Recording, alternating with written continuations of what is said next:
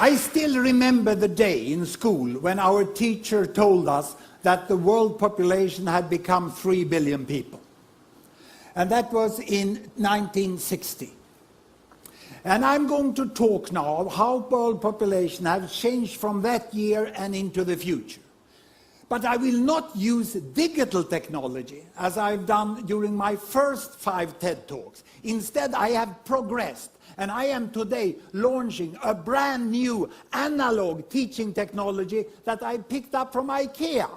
This box contains 1 billion people. And our teacher told us that the industrialized world, 1960, had 1 billion people. And the developing world, she said, they had 2 billion people. And they lived away then. There was a big gap between the 1 billion in the industrialized world and the 2 billion in the developing world. The industrialized world, people were healthy, educated, rich, and they had small families. And their aspiration was to buy a car. And in 1960, all Swedes were saving to try to buy a Volvo like this. This was the economic level at which Sweden was. But in contrast to this, the developing world, far away, the aspiration of the average family there was to have food for the day. And they were saving to be able to buy a pair of shoes. There was an enormous gap in the world when I grew up.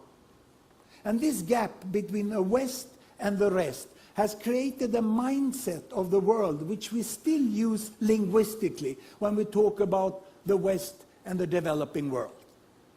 But the world has changed, and it's overdue to upgrade that mindset and that taxonomy of the world and to understand it. And that's what I'm going to show you. Because since 1960, what has happened in the world up to 2010 is that a staggering 4 billion people have been added to the world population. Just look how many.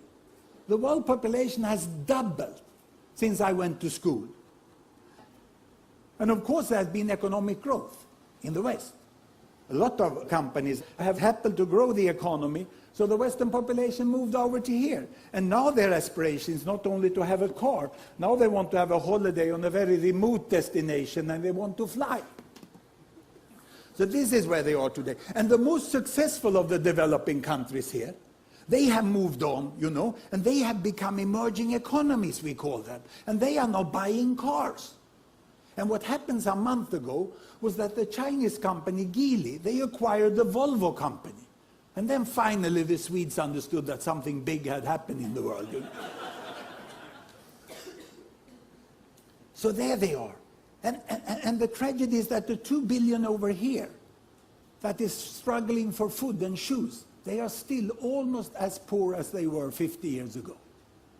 The new thing is that we have the biggest pile of billions, the 3 billions here, which are also becoming emerging economies.